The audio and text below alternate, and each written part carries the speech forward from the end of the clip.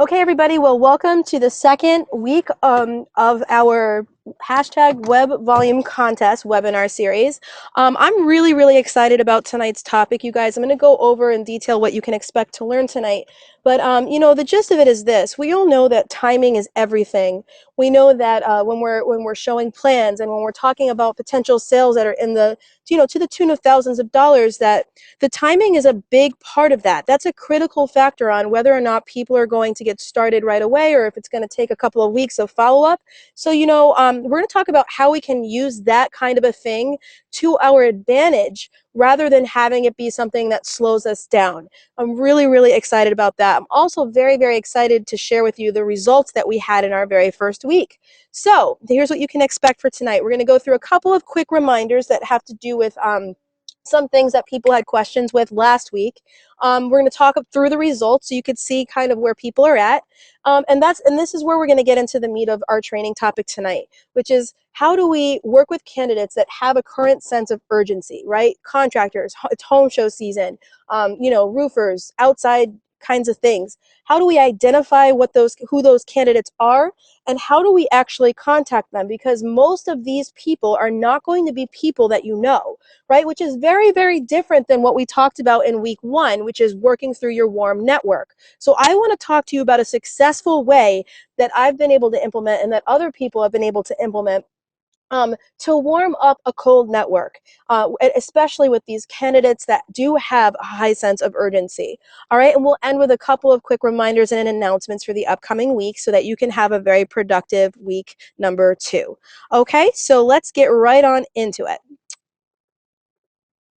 Reminders, these webinars are recorded, right? And all successful recordings and PDF copies of the presentation are being made available on the weBVolumecontest.com website. If you click on the webinars page, you will see right there that the recording was uploaded the very next morning last week, along with a PDF and an outline of what's included in that week's session. So if you didn't watch last week's webinar, or if you know of anybody that may have missed last week's webinar, I highly recommend that you have them review it, because last week we really went through the fundamentals of talking to prospects, creating a names list, a warm market, which is really your best chance for success. So you don't want to skip over that. This webinar series has a plethora of topics, everywhere from expanding your names list to more advanced selling strategies, and they all build upon the building blocks of this Web Center program, which we covered in week 1. All right. Like I said, the successful recordings are being uploaded to this website. So hopefully tonight's will be a successful recording. Like I said, I am doing this with my iPhone personal hotspot so that I can make this happen tonight. So as long as this works out great, you can expect to see the recording available tomorrow morning. We do not record the question and answer sessions, so you won't be able to review those. One quick reminder, when you report your numbers on Friday night by midnight Eastern Standard Time, please remember that when we're asking for things like contacts or appointment set, we only want to see numbers. We don't want you to label the numbers in the Excel spreadsheet or in the form, because when it downloads as the Excel spreadsheet, then I need to actually go in there and manually erase all of your labels so that the formula will work for the summer, so I can take a sum. All right, so please only report numbers. Facebook this week was awesome. It was great to see people interacting, asking questions, sharing their successes from week 1. Keep that going. The more we stay engaged, the more accountable we will be to each other, and the better off everybody's going to be. I know this is a competition, but we definitely want to make sure that we're supporting each other, because we definitely want it. Guys, success is lonely when you get there alone, right? So make sure that we're doing everything we can to support each other.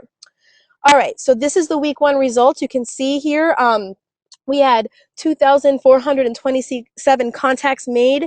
We set 513 appointments to show the plan or to expand our unfranchise. There were 230 website appointments that were set, whether that's a full appointment or a 15-minute consult. That was up to you to, determine the difference. There were 201 appointments set to show the Web Center owner opportunity. That's potentially, expanding distribution and your unfranchise with a potential Web Center owner. There were 321 plans that were shown. You guys showed the Web Center opportunity to 177 people, and there were 99 appointments for websites completed. That's incredible. incredible, guys. When I look at that, I get so excited because I know that it's just a matter of time for those to turn into new business partners, product sales, and potential website sales. It's just a matter of having effective follow-up and staying engaged. Right now, look at this: 24 website sales, generating $37,490 in sales and $24,753 in website retail profit. That is incredible for week one. In addition to that, we generated almost $58,000 in Market America branded products, which is incredible. That is insane for week one, you guys. And by the way, the numbers that were the number of people that are reporting this week are very much in alignment with the numbers of people that were reporting on our 90-day fast track. So to see that kind of success right out of the gate is awesome.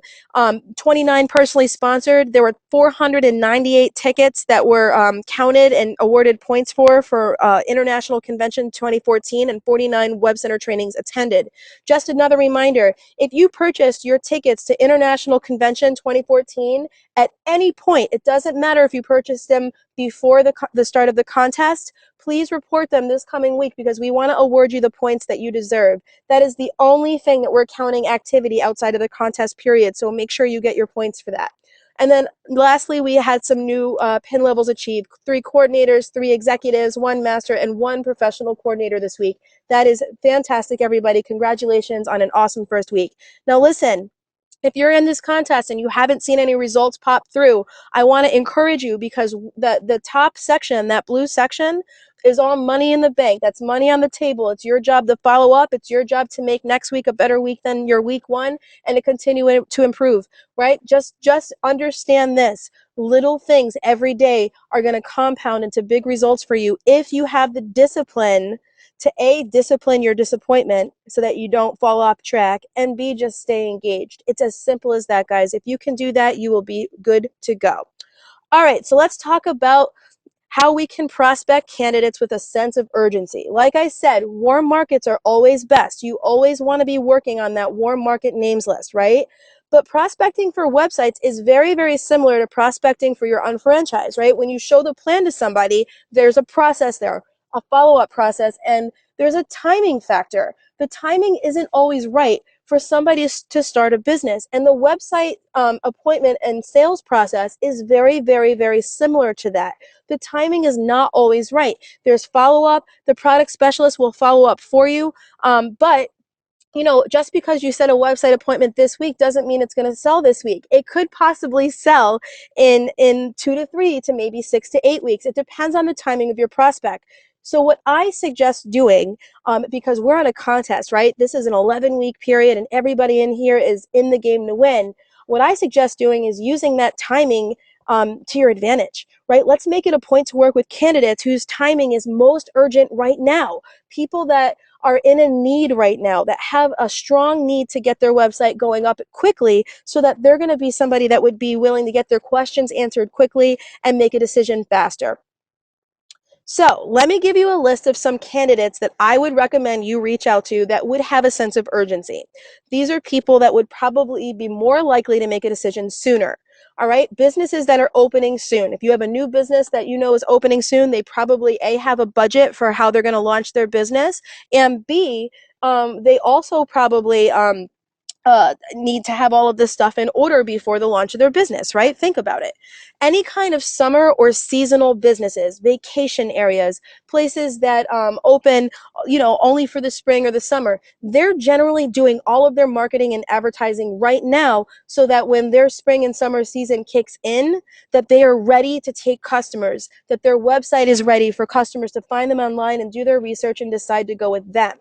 Catering companies have very, very big summer businesses, and it's mostly due to the fact that there's a lot of outdoor things that go on, like company picnics, family reunions, barbecues, those kinds of things. So keep that in mind. Also, what we're going to focus on mostly for the rest of this is on contractors, but I want to give you some specific contractors that have a bigger spring and summer business. Party rentals, tent rentals, roofers, siders, builders, people that do outdoor things like excavation, home additions, mostly residential, because commercial needs generally will be filled all year long anyway, but just keeping that in mind. Lawn care, landscapers, hardscapers, pool installations, those kinds of places. All kinds of contractors are seasonal things. And listen, if you live in an area where the season is good all year round, then that's why I actually put some other ideas up at the top for you to keep into mind. But, again, you want to keep your focus on some seasonal items right now, people that'll have a more higher sense of urgency to close sooner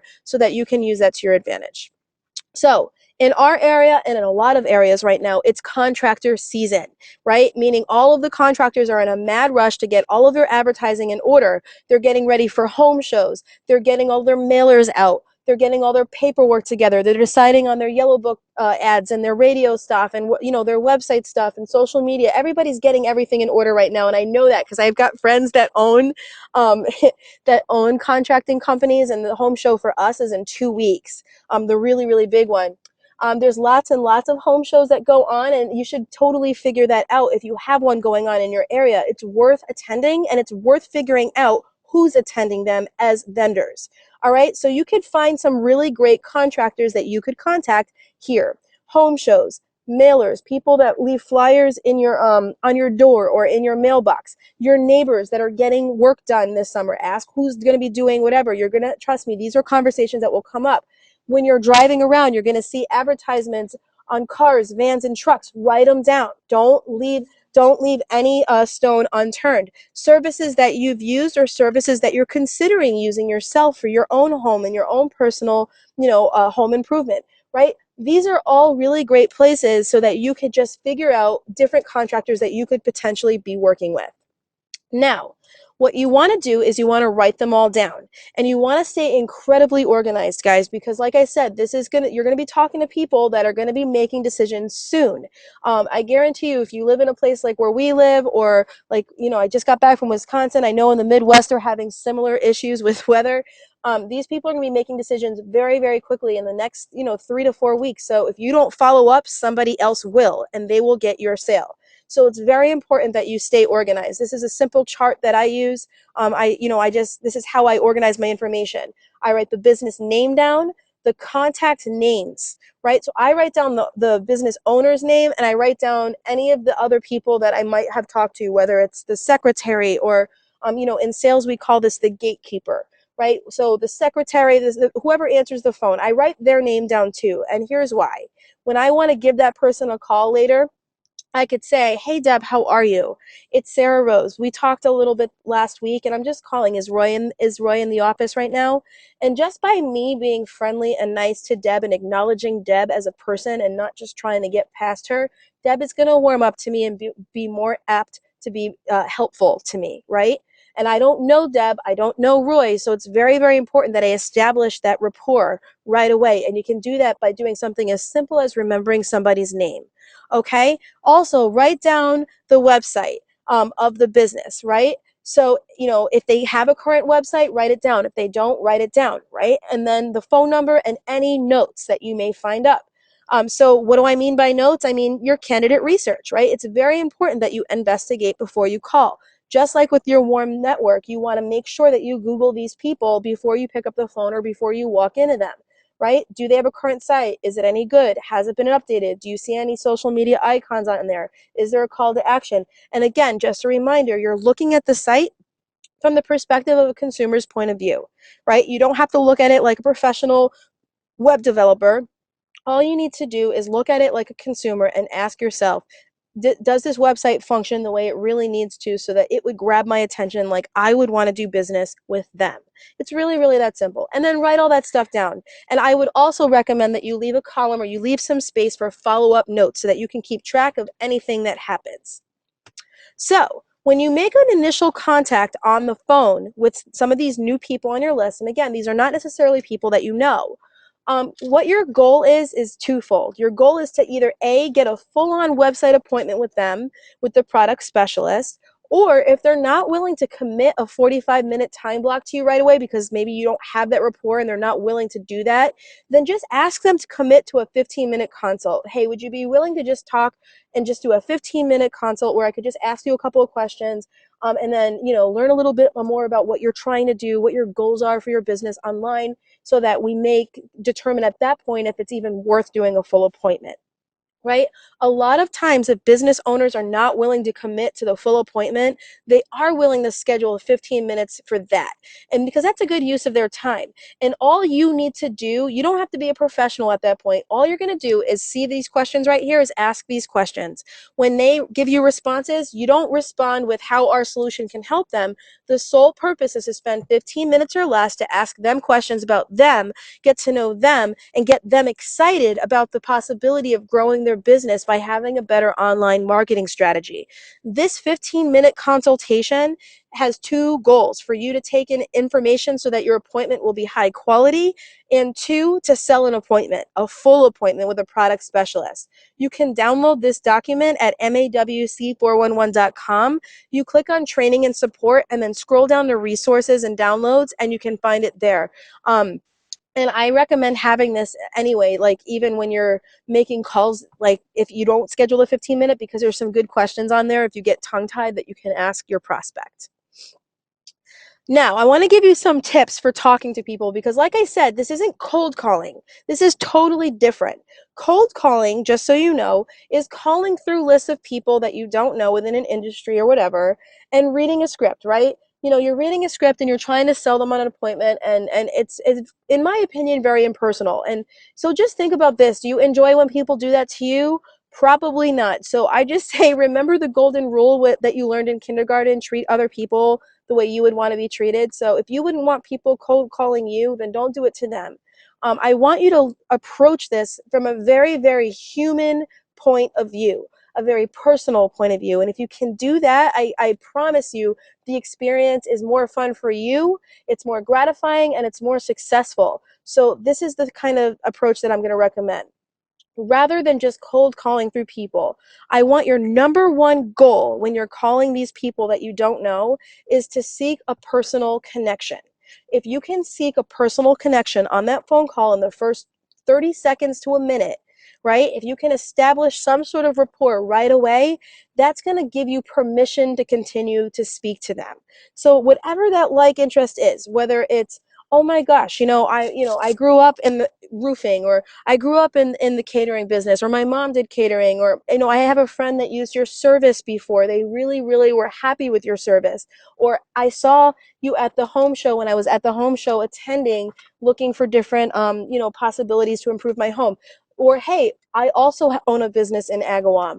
Whatever it is, just something small that you guys could that the person can grab onto, that you guys could have something in common. That's got to be something you do. It's not something I can teach you. It's just something that you have to think about before you pick up the phone. And if you just take the time to do that, I promise you the experience will be better. Another little tip: when you're talking to people that you don't know, it could be a little bit nerve-wracking. So I recommend that you smile. Whenever I'm on the phone with people, I always smile. Especially if I'm nervous, I smile, smile, smile. Sometimes even if you do it in front of a mirror, that helps. I know it sounds really, really silly, but the more that you're smiling, the more that you're going to relax, and the more you're going to communicate. You don't get to make eye contact with people when you're talking on the phone, right? But if you're smiling, it affects how you talk, and it affects how you're heard and how your information is processed. So I highly recommend that you don't get nervous. It's easy to walk around and just make sure that you're happy, that you're relaxed, and that you're enthusiastic. Okay. Um, 3, have your list in front of you so that you could tailor your message to the specific candidate that you're talking to. What I mean by that is have this list in front of you. So if I was calling XYZ Lawn Care and I said, "Hey Deb, how are you? It's Sarah Rose. It's great to talk to you again. Listen, is Roy in the office? Awesome. Great." And then now Roy gets on the phone. I'll say, "Hey Roy, how are things going? I'm just following up. I know that we had talked at the home show, and you said your site was pretty outdated. And that you were looking into ways to update it. Have you thought about that since then?" Right? But having the notes in front of you, it puts it right at the forefront of your brain so that you don't have a brain fart and not remember why you were calling them. Keep the focus on your candidate. Very, very important. Number 4, when you're picking up the phone and you're nervous, a lot of times you want to fill the space and you try to talk way too much. Remember that the less you talk and the more you can get them talking, the better chances are that A, you're going to set an appointment, and B, that appointment is going to be a quality appointment. Always get information from them before you give it. So ask the questions, let them talk. If you know the information from the investigation that you did or the research that you did, ask the question. Let them tell you that they need a new solution for email marketing, or they need a new solution for updating their website, or whatever it is. And finally, when you're calling your prospects, keep it quick. Right? Remember, if you talk on the phone too long, or if you start answering questions, or you start delving into information on how our solution can help them, you are doing yourself a ginormous disservice, because you're going to give them just enough information to make an uneducated decision on whether they need to go with you or not, or whether they even need a better solution or not. So you want to completely focus on the appointment. This doesn't change, right? Your focus always, whenever you're prospecting, whether you're talking about a situation like tonight, or whether we're talking about warm markets, is always going to be on selling appointments, right? So again, quick recap: seek a personal connection, smile, have your list in front of you, keep the focus on them, keep it quick, and sell the appointment. So here's a quick example. All right, if I'm calling up somebody for the first time, and I'm going to do this week, it is, I'm warning you right now, it's going to be a little uncomfortable at first, because you're not talking to people that you know, right? But again, you're going to seek that personal connection. So I would say something like this: hey, it's Sarah Rose. Hey, I live in town. I also own a business in the area. How are you? And then this actually is this actually happened. So this isn't something I would say. This is something that did happen this morning. I tested it out. Just wanted to, get my feet wet again, because I haven't done this in a couple of months. The response from Adam was, things are great. How can I help you? Right? That's a typical response. This isn't somebody that knows me. They're not gonna, delve into a deeply personal conversation with someone they don't know, right? So expect that. So I said, awesome. Listen, I've noticed your work around town for years, and I was checking out the home show list, and I saw that you guys were going to be there. But when I went to look you up online, it looked like your site may not have been updated in a while. Who updates your website? So you notice what I did right there? I stayed enthusiastic. I established that personal connection. I've noticed your work around town for years. I'm giving them props. I said, look, I checked out the home show list, who's going to the home show, and I saw that you guys were there, but it looks like your site may not have been updated. And so listen, I could have asked, is your website updated? But I don't know them. I just wanted to get right to the point. So rather than do that, I just stated what I found, and then I ended in this question: who updates your website, right? And the person, or Adam's response was, we've actually haven't had the time to update the site because we've been so busy preparing for the home show. Was there a specific question that you had that I could answer for you? Again, very, very typical response. I'm not just calling them as some sort of, phone solicitor, right? So he's at this point thinking that I have a specific question. So my response is simple. I say, actually, listen, I was just looking at who's going to be there so I could get ready for the home show. On another note, so I said I didn't have a specific question, but listen, on another note, I work with a great company who may be able to help you out with that. If you like, I could get you an appointment and get some information. It probably would help make the home show even better for you, so that your people could have a better way to follow up after they've met you at the home show. And I really did sell the appointment. The only difference is in this verbiage that I typed up. I said, listen, on another note, I actually own a local company, and we may be able to help you out with that website stuff. If you'd like, I could get you an appointment. And I said that because that's my answer to what is it. I put this up here in the example because most people are doing the referral approach, and I want to show you that whether you're doing a referral approach or whether you're doing an I major in web centers approach, you can still call contractors that you don't know. You can still call contacts that you don't know. You just have to do it in a socially acceptable way, and this is the recommendation I have for you. So moving on, I recommend that if you have a home show in your area, that you visit one. If you don't know what one is, Google it and look it up and see if you have any in your area. It's totally worth your time. Walk around the booth, introduce yourself, establish some relationships, some personal connections, so that when you call people back up a couple of days later, you can say, it was so great meeting you. Imagine how much easier it is to call in with that introduction than out of the blue someone that you don't know at all, right? Remember, they paid for their booth. They are vendors at these home shows, so do not waste their time, especially if their booth is really, really busy and they're trying to get new customers. That's why they're there. They're there to attract as many new customers for their business as they possibly can.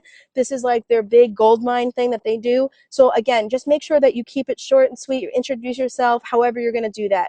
I recommend you exchange some business cards, some contact information, and the key word there is exchange. You don't want to just walk around and give out flyers or anything like that, or just give out business cards. You want to get them too, so that the ball is in your court for follow-up. Be friendly, smile, and stay organized. When you get home from the home show, make sure you write down everybody that you talk to. You write down all of the notes, after you meet people, so that you have as much information as possible when you're making your follow-up calls, so that it can be as personal as humanly possible. From there, you're going to follow up.